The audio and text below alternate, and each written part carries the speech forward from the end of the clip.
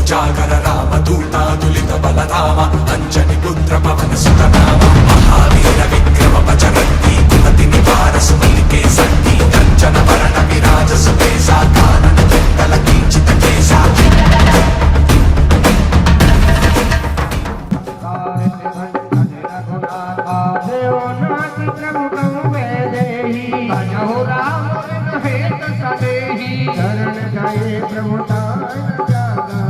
विद्रोह कृत अब जहि लागा गुनाम प्रियता दिन सावन सोई प्रभु प्रगट समुझ दिय राम बार बार बदला दो मिले गरी जससी हरे हरे मान मोह मत भजो कौशलासी मुनि पुलिस निदेश सर कई बैठे तुरंत तुम्हें प्रभु संकटी बाई स्वम करे तार सिया राम जय जय राम मेरे राम जय जय राम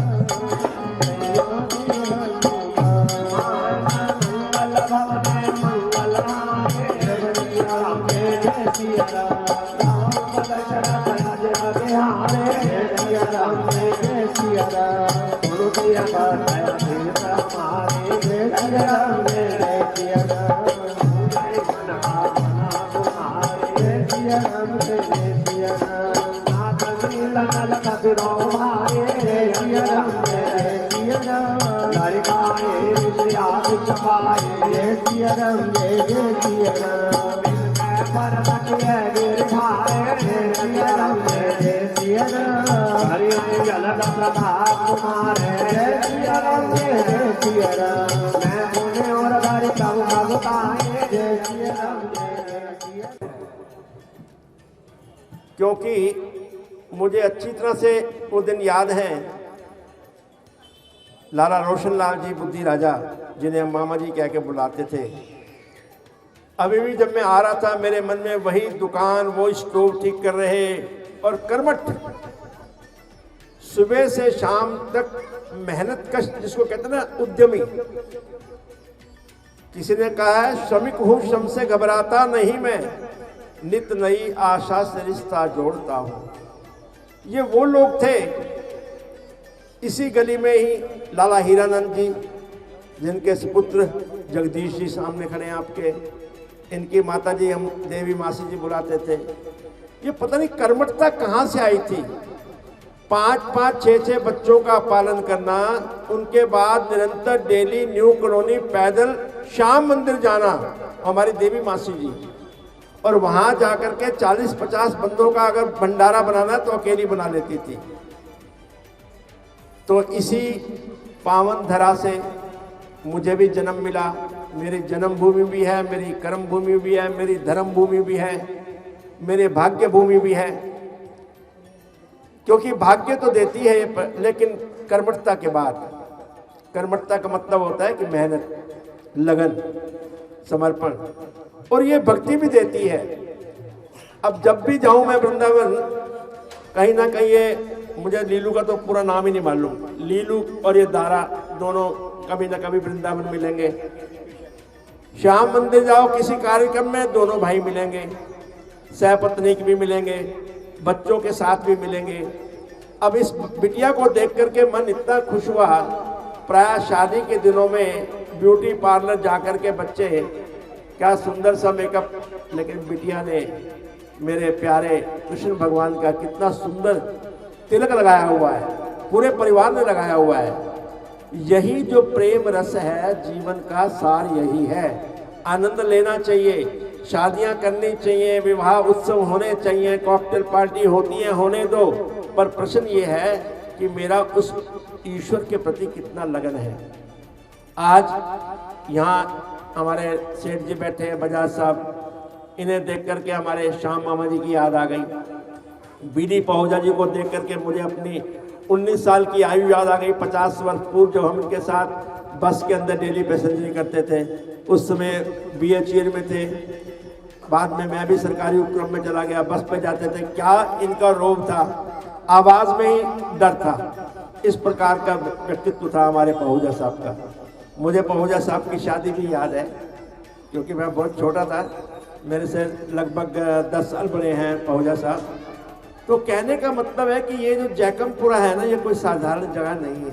तो इस धरती में कुछ तो खिंचावट है। आज के इस आयोजन के प्रति सुंदरकांड का पाठ क्यों किया गया? एक तो शब्द ही सुंदर है। जैसे ही आपके मुंह से शब्द निकलता है सुंदर, तो आपके मुंह पे भी थोड़ी सी सुंदरता की लाली चमकती है। दूसरा कारण यह है कि मैं प्रायः कहा करता हूं कि ग्रंथों के जो प्रथम और अंतिम शब्द है उनके अंदर बहुत सारे रहस्य है। रामायण के बारे में बता चुका हूं, गीता के बारे में बता चुका हूं, हनुमान चालीसा के बारे में बता चुका हूं, गुरु ग्रंथ साहब के बारे में बता चुका हूं कि उनके पहले और अंतिम शब्द में बहुत रहस्य हैं। सुंदरकांड का जो सबसे पहला शब्द है वो है शांतम, उसके बाद शाश्वतम है, शांतम। और अंतिम शब्द क्या है बताओ जी को, आप तो रोज पढ़ते हो। अंतिम शब्द है जलजान। जलजान कहते हैं समुद्री जहाज को, जो जल के अंदर जहाज चले उसे जलजान बोलते हैं। कहने का अभिप्राय यह है कि भवसागर रूपी इस दुनिया से पार होने के लिए, शांति पूर्वक जाने के लिए जीवन के अंदर यदि सुख पाना है तो सुंदरकांड की शरण में आ जाओ, क्योंकि इसके बाद तो लंका है। लंका युद्ध का प्रतिबिंब है। लंका में क्या है? खून खराबा होगा, लाखों बहनें, राक्षसों की पत्नियां विधवा हो जाएंगी, लाखों उनके बच्चे अनाथ हो जाएंगे। तो अतः सुंदरकांड तक ही अपना जीवन रखो, उसके आगे जाने की जरूरत ही ना हो, क्योंकि लंका जाओगे तो फिर उत्तरकांड भी पढ़ना पड़ेगा। उत्तरकांड में वापस आकर के राम राज्य में आपको आना होगा। तो ये शब्द जो है बड़े गहरे शब्द हैं। तो हमें जीवन के अंदर अगर शांति चाहिए, और जीवन के अंदर ये बिटिया तो वैसे भी गृहस्थ आश्रम के अंदर प्रवेश कर रही है, तो इस बिटिया के लिए बहुत बड़ा संदेश है कि बेटे जीवन के अंदर शांति चाहिए तो सुंदरकांड का आसरा ले लो, जैसे रामचरितमानस का लेते हैं, जैसे हनुमान चालीसा का लेते हैं। क्योंकि बाकी ग्रंथ थोड़े मुश्किल हैं, हमें संस्कृत बहुत कम बंदों को आती है, बहुत कम लोगों को आती है, लेकिन ये ऐसे ग्रंथ हैं जो बड़े सहज हैं, हिंदी में हैं, अवधी भाषा भी ऑलमोस्ट हिंदी की तरह है। तो हमें एक तो इन ग्रंथों का सहारा लेना होता है। फिर आपने हनुमान चालीसा पाठ पढ़ा, ये किस लिए? क्योंकि उसके अंदर भी ऐसे ऐसे संदेश हैं कि उसमें मैनेजमेंट है, उसमें विद्यार्थियों के लिए शिक्षा है। सबसे पहला शब्द ही हमारे विद्यार्थियों के लिए है, क्या? श्री गुरु। बिना गुरु के विद्या विद्यार्थी ग्रहण नहीं कर सकता। सबसे पहला शब्द है श्री गुरु। और अंतिम शब्द क्या है हनुमान चालीसा का? सारे जानते हैं, कोई बताए अंतिम शब्द क्या है? सुरभूप। सबको पता है ना, फिर क्यों नहीं बता रहे हो? सुरभूप किसे कहते हैं? सुर कहते हैं देवताओं को, और भूप कहते हैं राजा को। यदि आपने जीवन के अंदर देवताओं की राजा की तरह जीवन यापन करना है तो गुरु तत्व को जानो। गुरु कौन है? गुरु कोई भी हो सकता है। एक शिक्षा गुरु है, एक आध्यात्मिक गुरु है, एक आपको चलते टाइम राह दिखाता है, वो भी गुरु है, एक आपके संकट के समय काम आता है, वो भी गुरु है। गा और रा दो शब्दों का मिश्रण है। गा कहते हैं अंधकार को, और रा कहते हैं प्रकाश को। जो व्यक्ति आपको अंधकार से प्रकाश की ओर ले जाए, जो आपको अज्ञान से ज्ञान की ओर ले जाए, जो आपको प्रकृतिवाद की यानी भौतिकवाद से प्रकृतिवाद की ओर ले जाए, जो आपको अज्ञान से ज्ञान की ओर ले जाए, वो आपका गुरु है। तो विद्यार्थियों के लिए भी हनुमान चालीसा बहुत लाभकारी है। उसमें बड़ा सुंदर कहते हैं विद्यावान गुणी अति चातुर। कितने सरल स्वभाव में लिखा हुआ है विद्यावान। विद्यावान किसे कहते हैं? Highly qualified. कहते हैं फलाना शिक्षाविद है। तो विद्यावान गुणी, हनुमान जी गुणी हैं, विद्यावान हैं, और अति चातुर, ओवर इंटेलिजेंट है। तो अगर विद्यार्थी को ओवर क्वालिफाइड, हाईली क्वालिफाइड बनना है, चतुर बनना है और बुद्धिमान बनना है, तो हनुमान जी की शरण में चले जाओ। हर समस्या का समाधान। कानन कुंडल कुंचित केसा। अब क्या यहाँ पर ब्यूटी का वर्णन है, हनुमान जी की सुंदरता का। तो महिलाएं बेकार में जाकर के सैलून में पैसे दे के आती हैं, वहां लिखा था कानन कुंडल, कान में कुंडल डाल दो, और कुंचित केसा बोलते हैं घुंघराले बालों को घुंघराला कर लो, आप सुंदर हो जाओगे। देखो हर चीज का समाधान है। आगे कष्ट वाली बात भी की है, कांधे मूंज जनेऊ साजे। ग्रस्त जो है ना, is not a bed of roses, only for few days it looks like a bed of roses. ये बहुत बड़ा उत्तरदायित्व है। क्यों?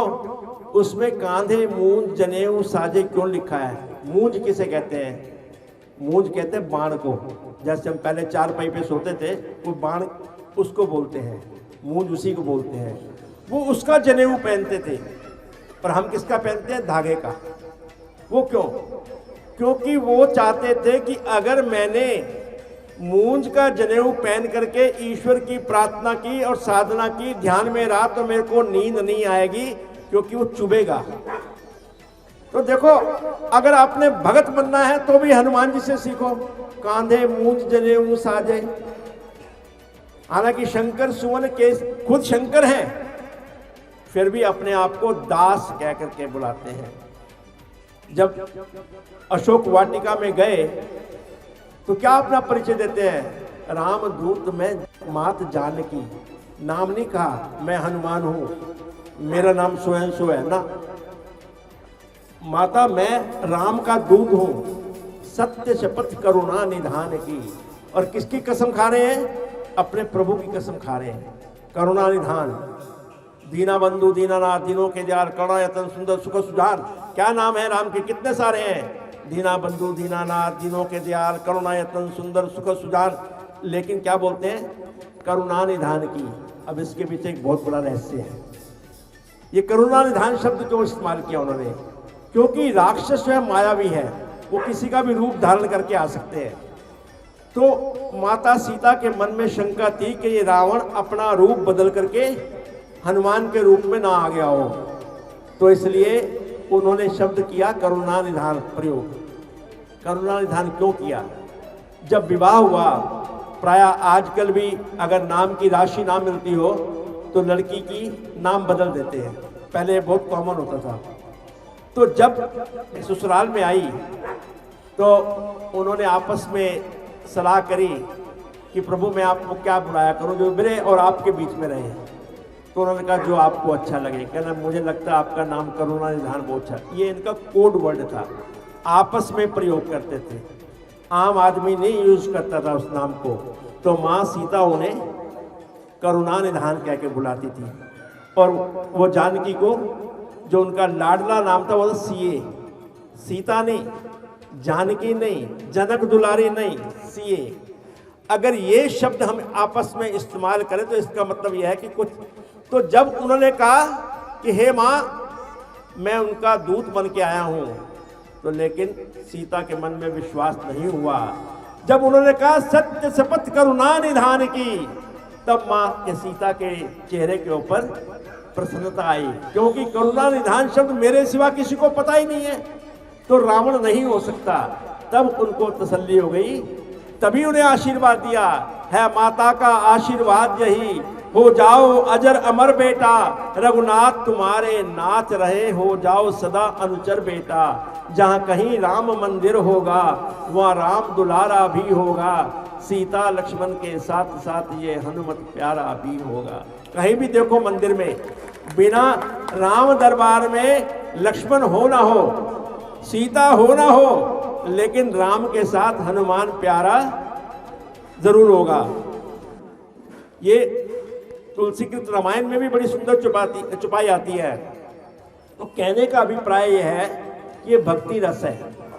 सुंदरकांड या हनुमान चालीसा पाठ जब आप करते हैं, गोसाई जी ने प्राय शायद बताया भी होगा, इसमें एक और शर्त भी लिखी है, जो ये पढ़े हनुमान चालीसा तभी सिद्ध होगा यदि आप पढ़ेंगे।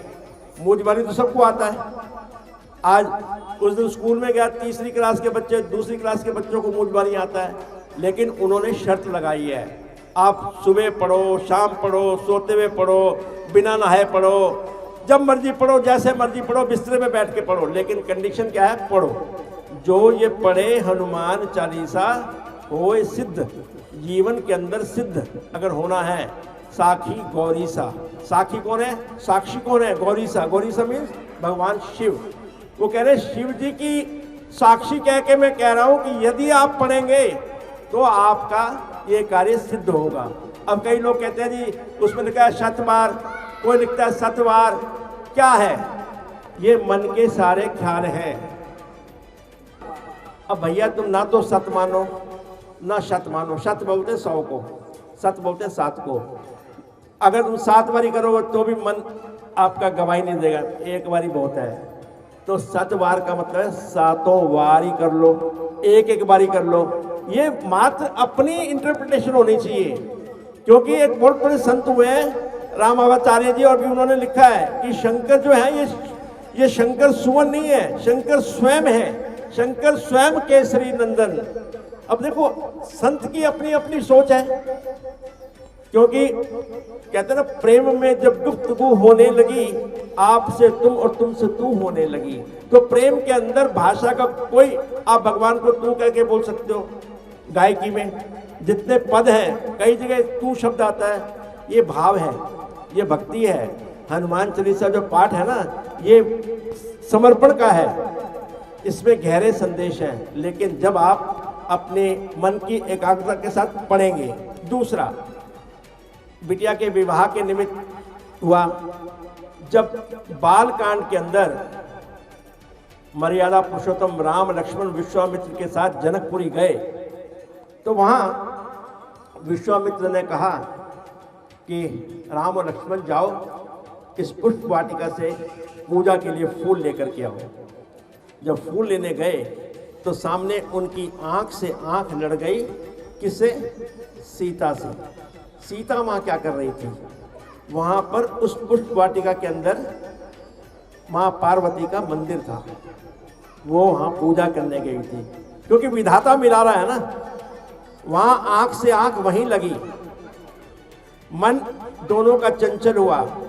इसके ऊपर बहुत सुंदर काव्य रूप में है, मुझे याद नहीं है, जब मैं रामलीला में पाठ करता था 50 साल पहले, एक बड़ी सुंदर इसमें गायकी के अंदर, कभी मौका लगेगा अगली बार लिख के लाऊंगा। तो जब उन्होंने माँ पार्वती की प्रार्थना की, पूजा की, बड़ी सुंदर चौपाई है। जय गिरिराज किशोरी, जय जय जय गिरिराज किशोरी, जय महेश मुकुट चंद्र चकोरी, जय महेश मुकुट चंद्र चकोरी, जय गज बदन खड़ानन माता, जय गज बदन। अब यहाँ ना कुछ शब्द पकड़ने हैं। पहली पंक्ति में आया जय जय जय गिरिराज किशोरी, अब आपने किशोरी शब्द को याद रखना है। दूसरी पंक्ति में आया जय महेश मुख चंद्र चकोरी, महेश के मुख के चंद्र की चकोरी का अभिप्राय है माँ पार्वती या शक्ति स्वरूपा। तीसरी लाइन में आया जय गज बदन खड़ानन माता, जय गज बदन खड़ानन माता। अब यहाँ शब्द आया माता। अब आपने 3 शब्द याद रखने हैं। प्रथम पंक्ति में आया किशोरी। अब यहाँ क्या रहस्य है? हर चौपाई के अंदर कुछ ना कुछ छुपा हुआ रहस्य है। किशोरी कहते हैं कन्या को। जिस घर में कन्या पूजन होगा उस घर के अंदर उस घर का बच्चा, लड़का कभी भी चरित्रहीन नहीं बनेगा। क्यों? उसको मालूम है कि मेरे घर के अंदर पड़ोस के अंकल की बेटी कन्या बन के आई थी, मैंने और मेरे पापा ने या मेरी माँ ने उसका पूजन किया है। जब वो बड़ी होगी, जब वो युवा अवस्था में आएगी, तो उसके मन में उसके प्रति एक दैविक प्रेम रहेगा। आध्यात्मिक प्रेम जिसको बोलते हैं, उसके मन में बुरा भाव नहीं आएगा। ये सरकारें नहीं बलात्कार रोक सकती, हमारे ग्रंथ रोक सकते हैं, लेकिन ग्रंथों के जो अंदर रहस्य छुपे हैं उसको कोई बताए, और बताए फिर उसको कोई समझे भी सही। तो यदि कन्या पूजन होगी तो उस घर के अंदर वो बच्चा जब वो बड़ी होगी उसके मन में बहन का भाव आएगा।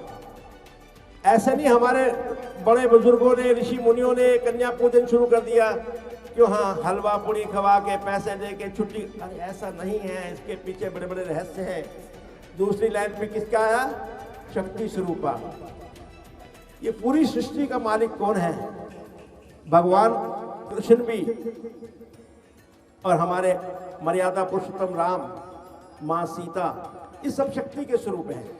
इनके बगैर सृष्टि अधूरी है। और तीसरा शब्द आया माता। अब ये बच्ची का विवाह होगा, माँ बनेगी, तो तब इसके मन में पता होगा कि मैं अगर अपनी माँ की इज्जत करती थी तो मेरे बच्चे भी मेरी इज्जत करेंगे। तो माँ का भी जीवन के अंदर बहुत बड़ा महत्व है। ये रहस्य हमको, तो इसमें जब चौपाई उसने बोल दी, जय जय जय गिरिराज किशोरी, जय महेश मुखचंद्र चकोरी, जय गजबदन खडानन माता, जगत जनन दामिनी दुति गाता, नहीं तब आदि मध्य अवसाना, अमित प्रभाव वेद नहीं जाना। उसके बाद पार्वती ने क्या आशीर्वाद दिया, अब वो इसके ऊपर लागू होता है। सुन सी सत्य आशीष हमारी, सुन सी सत्य आशीष हमारी, पूजहि मन का मना तुम्हारी, पूजहि मन का मना तुम्हारी। माँ पार्वती ने आशीर्वाद दिया कि हे बेटी सुन सिए सत्य आशीष। बड़ी सरल भाषा है, मुझे इसको एक्सप्लेन करने की भी जरूरत नहीं है, बड़े आराम से। सुन सिए सत्य आशीष हमारी, मेरी आशीष को सुन जो सत्य है। पूजा ही मन कामना तुम्हारी, तुम्हारे मन के अंदर जो कामना है वो तुम्हारी पूर्ण हो। क्योंकि वहाँ आँख लग चुकी थी ना, तो यहाँ पर आशीर्वाद मिल गया। तो आपको आज जो तुमने दरबार लगाया है मम्मी पापा ने, क्योंकि आपने दो दो परिवार का ध्यान रखना है, उसने अपने परिवार का ध्यान रखना है, तो डबल रिस्पॉन्सिबिलिटी के साथ जा रही है।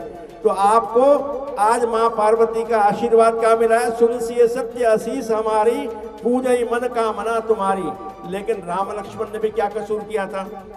तो जब वापस आए विश्वामित्र जी को उन्होंने फूल दिए, तो विश्वामित्र जी उनके मन की बात जान गए। तो क्या बोले? सुफल मनोरथ होय तुम्हारे, सुफल मनोरथ होय तुम्हारे, राम लखन सुन भय सुखारे, राम लखन सुन भय सुखारे। सुफल मनोरथ हो तुम्हारे, तुम्हारे मन के मनोरथ पूरे हों।